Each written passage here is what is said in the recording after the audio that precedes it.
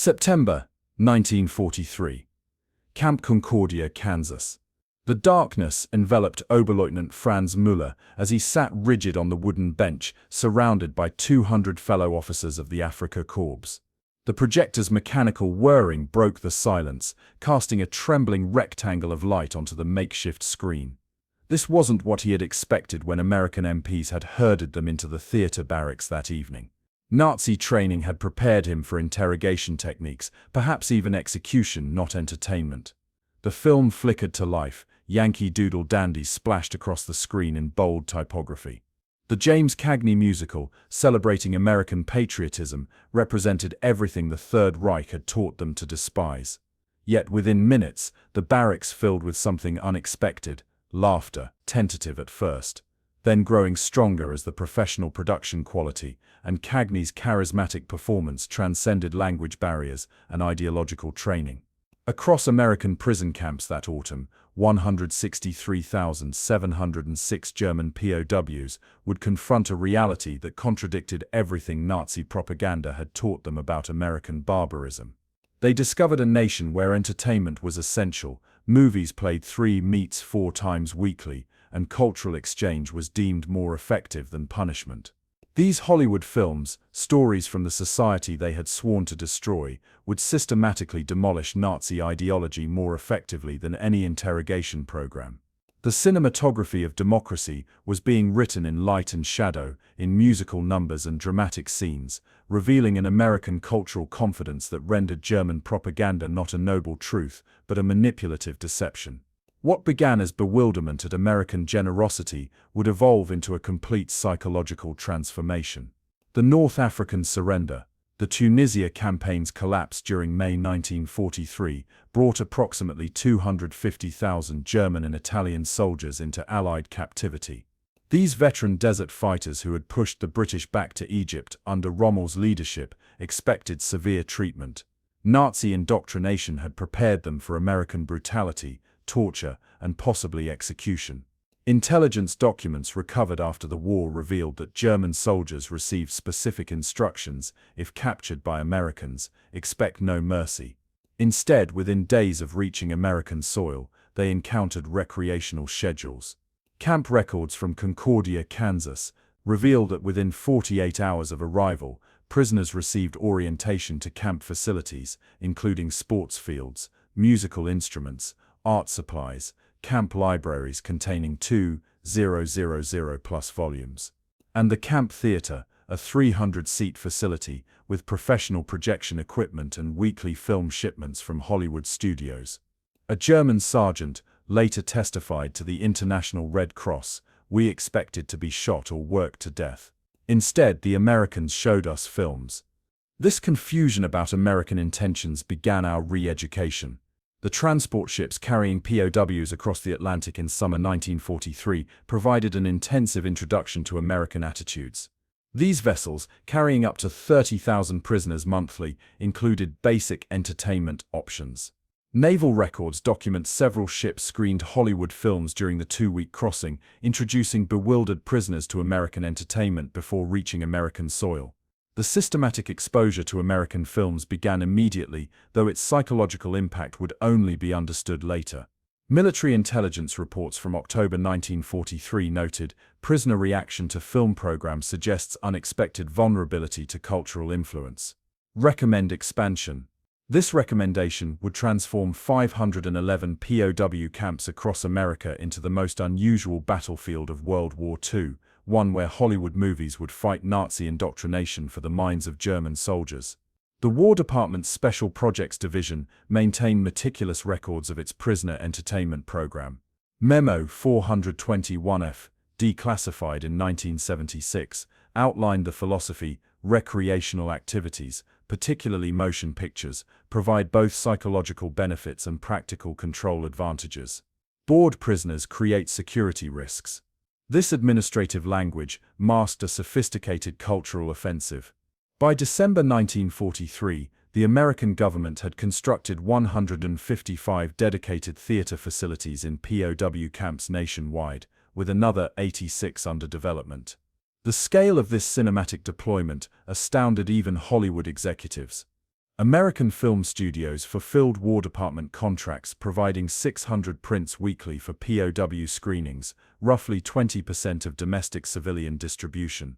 While German theaters across the Reich had dwindled to propaganda outlets with severe film stock shortages, American prison camps maintained regular weekly screening schedules, 2 feature films, newsreels, and cartoons. Camp Papago Park in Arizona recorded 157 films in 1944 alone. The technical infrastructure proved equally impressive. Standard camp theaters seated between 200 and 350 prisoners, equipped with 35 Bell and Howell projectors, the same professional equipment used in commercial theaters. Special Projects Division records show procurement of 612 projectors specifically for POW entertainment between 1943 and 1945 for $1,245 each, $18,675 in today's currency. The Army Signal Corps trained 843 projectionists, many German prisoners, to operate this equipment. Film shipments traveled via dedicated distribution channels. The Special Service Division created 7 regional film depots that supplied camps within a 400-mile radius. Each depot maintained a rotating library of 1,200–1,500 films. Transportation logs show weekly shipments averaging 40–60 canisters per camp, delivered by military courier, alongside mail and supplies. While German military units struggled with ammunition shortages, American forces allocated transportation resources to entertainment. This infrastructure delivered remarkable diversity. War Department records list permissible films for POW viewing in 15 categories: musicals, comedies, westerns, historical dramas, literary adaptations, sports stories, adventure tales, light romance, travelogues, science documentaries, industry profiles, educational shorts, animated features, nature studies, and classical performances. Only explicitly anti-German propaganda films were excluded. The monthly film rotation schedule for Camp McCoy, Wisconsin, from April 1944 shows 16 different features, including Gone with the Wind, 4 hours, requiring 2 screening nights, Casablanca, recently released to POW camps, The Philadelphia Story, Fantasia, and 12 others. German prisoners encountered American cinematic technology when most had never experienced Technicolor. POW Heinrich Lübke wrote in his censored letter home, "They have movies in color so realistic you believe you could touch the flowers. Nothing like our Agfacolor experiments." The technical superiority extended beyond color to sound quality, special effects, and production values that inadvertently challenged claims of German cultural superiority. Camp records reveal prisoner reactions through security reports. At Fort Robinson, Nebraska, guards documented unprecedented quiet during the Wizard of Oz screening, with every prisoner fixated on the transition from black and white to Technicolor. At Camp Shelby, Mississippi, surveillance noted involuntary applause during Fred Astaire dance sequences. These reactions represented more than entertainment. They documented the first fractures in ideological armor. The contrast proved psychologically jarring. While German civilians faced increasingly restricted film options, primarily Goebbels propaganda productions, German prisoners enjoyed Hollywood's latest releases. By 1944, American camps screened 215,000 film showings annually to German prisoners, averaging 4.2 films monthly per prisoner. German civilian theaters, when operating at all, averaged 0.7 films monthly per capita, almost entirely propaganda productions. This entertainment disparity created profound cognitive dissonance. Prisoners watched stories of abundance, freedom, and individual choice. At the same time, their families experienced increasing restriction, an unintended but powerful contrast that military psychologists quickly recognized as valuable to re-education efforts. The movies did more than just entertain. They showed German prisoners a different America than what Nazi leaders had told them about. Each film was like a window into American life that went against what they had been taught to believe. Movies like Casablanca showed people from many countries working together. This was not what Nazi teachers said about Americans. Records show that by summer 1944, over 90% of German prisoners went to movie nights. They could choose not to go, but most wanted to.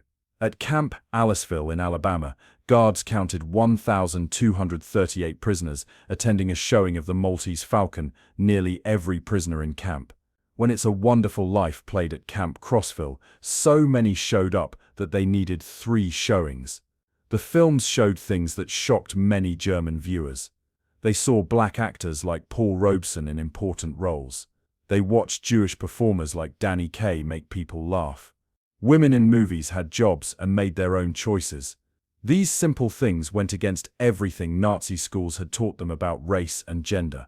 A German captain wrote in his diary, found later by camp officials, "The Negro singer in Cabin in the Sky has a voice better than any in the Berlin Opera. How can this be if they are less than human?" as we were told. Questions like this began to crack what prisoners believed about race. American comedies had the biggest effect. Charlie Chaplin made prisoners laugh at people in power. Abbott and Costello showed silliness instead of strict order. These films taught something important without directly saying it's okay to laugh at leaders. The Army watched how films changed minds. At Camp Clinton in Mississippi, they tested prisoners before and after seeing certain movies. After watching The Grapes of Wrath, about poor Americans during hard times, 72% of prisoners said America was more honest than Germany for showing its problems in films. Germany's movies never showed German suffering. German prisoners were most surprised by American westerns. Films like Stagecoach and My Darling Clementine showed a wild America where people made their own choices without government control. The cowboys solved problems themselves instead of waiting for orders. This idea of personal freedom was new to many German soldiers raised under strict Nazi rules. Even love stories had power. When Camp Gordon in Georgia showed Casablanca, guards noted many prisoners were quiet after the movie. One German lieutenant told a guard, "In our films, duty always wins over love. Here, love is more important than anything." This is a big difference in how we see life. POW Martin Krause later said, "The first time I saw Mickey Mouse, I laughed until I cried. Then I realized I had not laughed freely in years. That cartoon mouse changed my view of America more than any speech could." Science films also had an impact. Walt Disney's The Living Desert showed natural wonders many Germans had never seen. Camp records show that nature documentaries led to the start of science clubs in 23 different POW camps, where prisoners would discuss what they learned. The War Department knew films were working. A report dated November 1944 said, "Moving pictures are proving more effective than direct teaching. Prisoners reject lessons but accept stories. They are learning American values without knowing it." This quiet education through entertainment was changing minds in ways that speeches or punishments never could. By early 1944, the transformation deepened as German prisoners evolved from passive viewers to active participants in American cultural forms. At Camp Breckenridge, Kentucky, former Wehrmacht Sergeant Carl Werner stood nervously backstage, clutching a hastily memorized script. The prisoner-produced adaptation of Our Town represented something unprecedented. Germans voluntarily embodying American characters, perspectives, and values. Camp records document 172 prisoner-initiated theatrical productions during 1944 alone, ranging from variety shows to ambitious dramatic works. The War Department's Special Projects Division capitalized on this emerging interest by supplying scripts, musical scores, and technical manuals. Declassified requisition forms show 65 camps receiving complete theater production kits containing stage lighting equipment, costume materials, makeup supplies, and instructional guides for stagecraft. Camp Ruston, Louisiana, established the most sophisticated prisoner theater program, staging 26 productions in 12 months, including The Philadelphia Story, Arsenic and Old Lace, and an original musical written by prisoners titled Atlantic Crossing, which satirized their capture experience. Technical resources expanded beyond expectations. Military records document the distribution of 1,257 musical instruments to POW camps nationwide: guitars, accordions, drums, saxophones, trumpets, and pianos. Camp orchestras formed at 87 facilities, performing American jazz alongside traditional German music. At Camp Hearn, Texas, the 35-piece prisoner orchestra's weekly concerts regularly attracted over 1,000 attendees, including guards and local civilians. The musical director, a former Berlin Philharmonic violinist, arranged Glenn Miller compositions alongside Mozart, creating cultural fusion unimaginable months earlier. Camp newspapers emerged as forums for cultural expression. These publications, subject to American censorship but largely prisoner-produced, featured film reviews written by POWs analyzing Hollywood productions.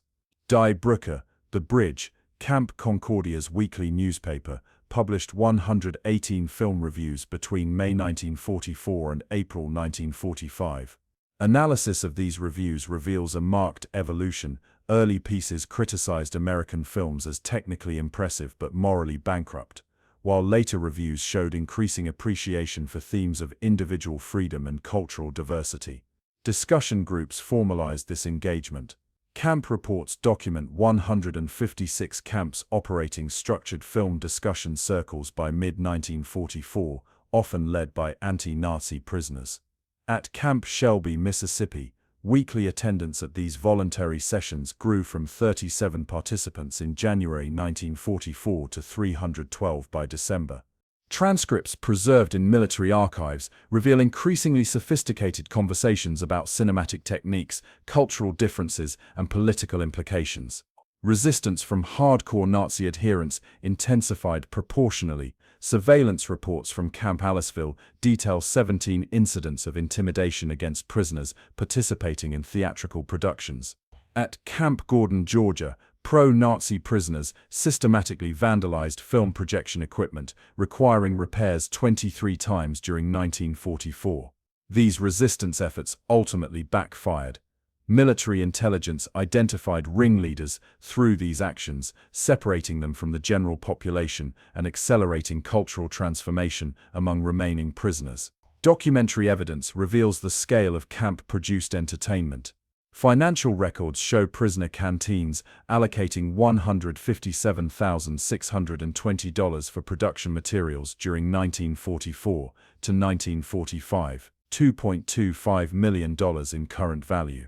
Photographs preserved in the National Archives display elaborate sets, costumes, and staging that rivaled professional productions.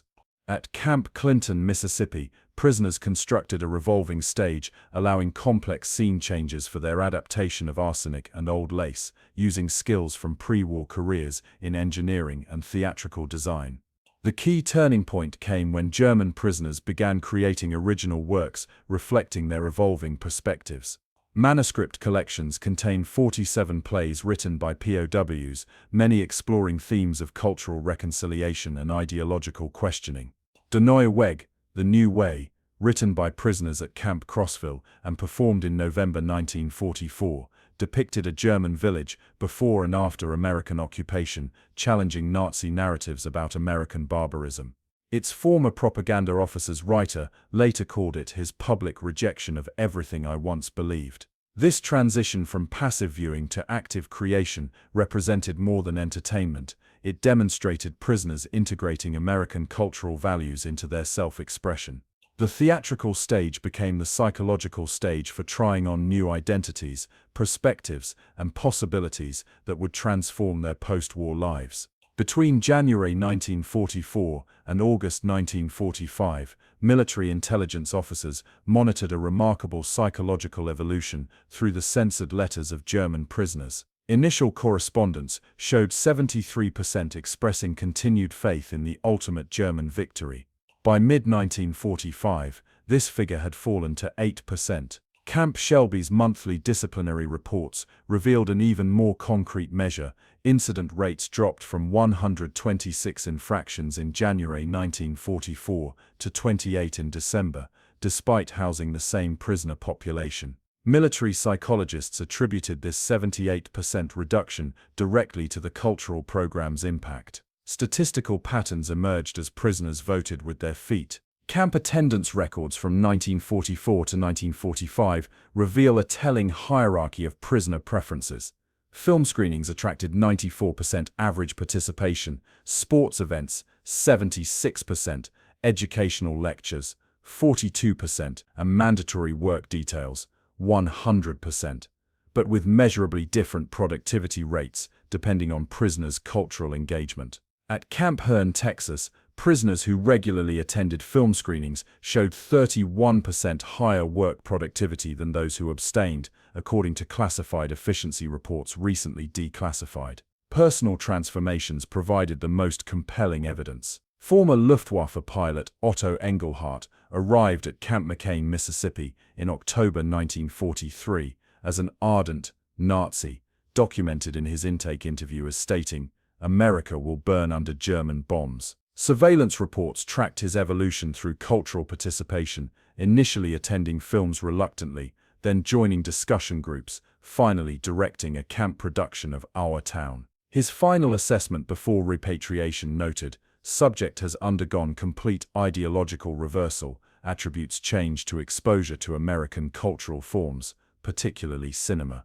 Intelligence files contain 1,836 similar case studies documenting transformations ranging from subtle to dramatic. Technical aspects of the re-education program increasingly incorporated film elements. The Special Projects Division launched Film Forum in February 1944, a structured program in 117 camps that paired Hollywood entertainment with discussion materials. Military records show 372,000 printed discussion guides distributed to accompany specific films. The screenings for The Grapes of Wrath included guides prompting discussions about how democracies handle internal criticism. The Casablanca materials explored themes of sacrifice for principle rather than state. Initially facilitated by American personnel, these discussions increasingly fell to German prisoners recognized as democratically inclined. Military intelligence maintained sophisticated assessments of attitude shifts. Classified report, IMISE 73, dated November 1944, categorized prisoners into 5 groups, based on ideological position. Group A, committed Nazis; Group B, nominal Nazi supporters; Group C, apolitical; Group D, quietly anti-Nazi; and Group E, openly democratic. Monthly tracking showed steady migration from Groups A and B towards C, D, and E. By April 1945, camp populations averaged: Group A 17%, down from 42% initial; Group B 23%, down from 31%; Group C 28%, up from 19%; Group D 24%, up from 7%; and Group E 8%, up from 1%. Contrasting fates awaited prisoners based on these categorizations.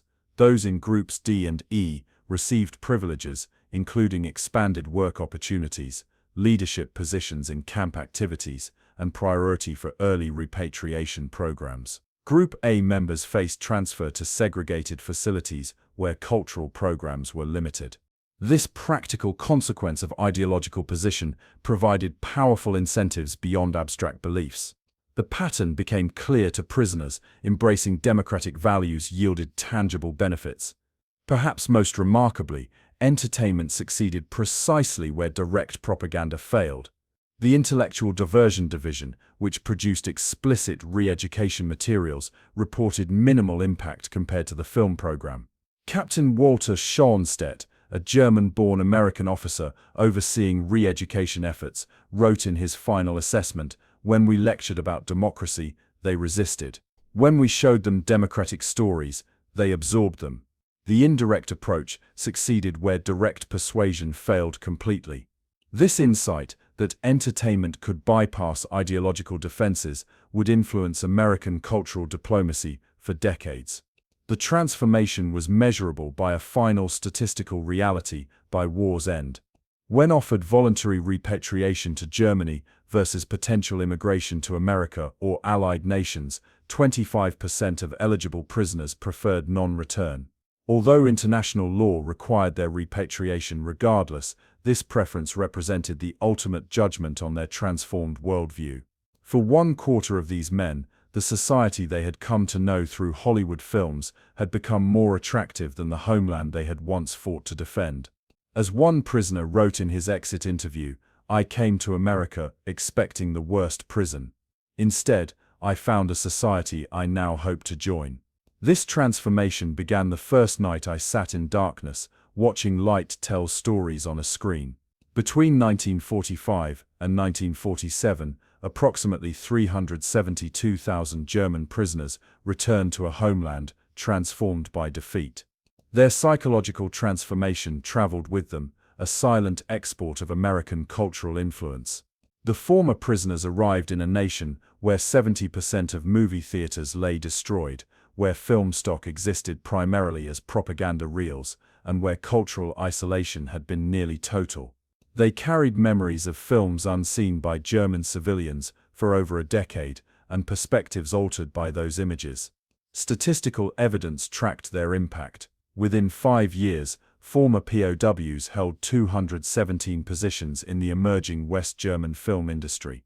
Repatriated from Camp Clinton 1946, Walter Hagemann established Bavaria Film Studios in 1949 with production techniques learned in camp theatrical programs. Klaus Werner, who had served as a projectionist at Camp Ruston, became chief technical officer for UFA Films during its post-war rebuilding.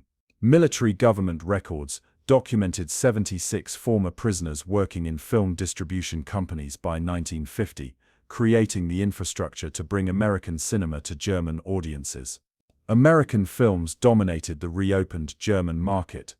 Box office data from 1946 to 1955 shows Hollywood productions capturing 48% of total German ticket sales, despite quotas designed to rebuild domestic production. The most successful American releases matched titles screened in POW camps. Casablanca, 1,237,000 tickets. The Best Years of Our Lives, 982,000. Gone with the Wind, 1,876,000. Former prisoners reported recognition when viewing these films. They had seen them before, under very different circumstances. Personal testimonials documented the enduring impact. Heinrich Müller, interviewed 1978 for the German Film Archive, recalled, "I arrived at Camp Breckenridge expecting execution. Instead, I was shown It's a Wonderful Life. 30 years later, I still show it in my cinema every Christmas. It taught me more about America than any book could." Similar accounts appear in 143 documented oral histories collected between 1970 and 1990. These men repeatedly identified camp film screenings as the pivot point in understanding American society and democratic values. Expert historical assessment confirmed the program's effectiveness. Professor Rainer Pomeran's landmark 1995 study, "The United States and the Re-Education of Germany," concluded, "No aspect of American occupation policy achieved greater success than the cultural reorientation of former prisoners of war through entertainment media." These men formed the backbone of democratic cultural institutions during crucial early years.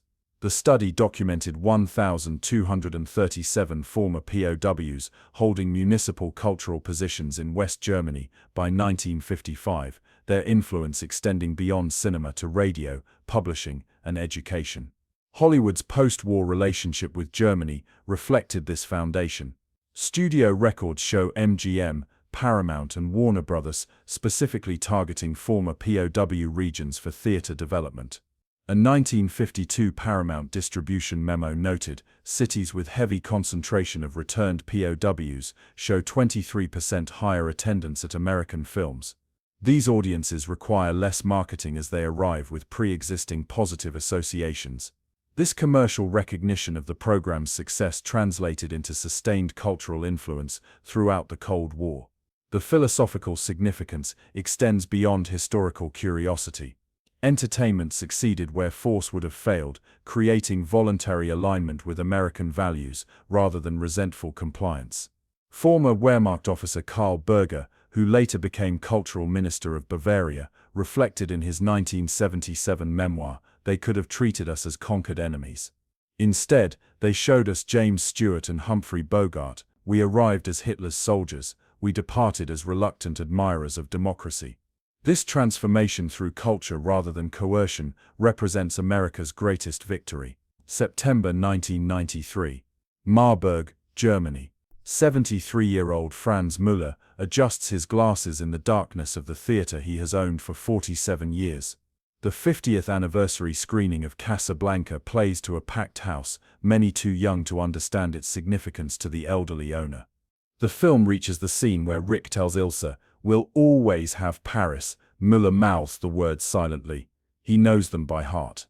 His mind drifts back to that first screening at Camp Concordia, Kansas in 1943, when, as a captured enemy, he first encountered this story of sacrifice and principle. The greatest irony, he would later tell his grandson, was that we expected the worst from Americans because propaganda told us they were savages. Instead, they showed us movies where the villains were those who thought like us, and the heroes were those who chose individual conscience over collective power. We entered those darkened theaters as Nazi soldiers. We emerged with questions we couldn't answer with our old beliefs. No interrogation could have achieved this, only stories told in darkness, where ideas slip past defenses and plant themselves in the heart. We expected execution, but received education instead.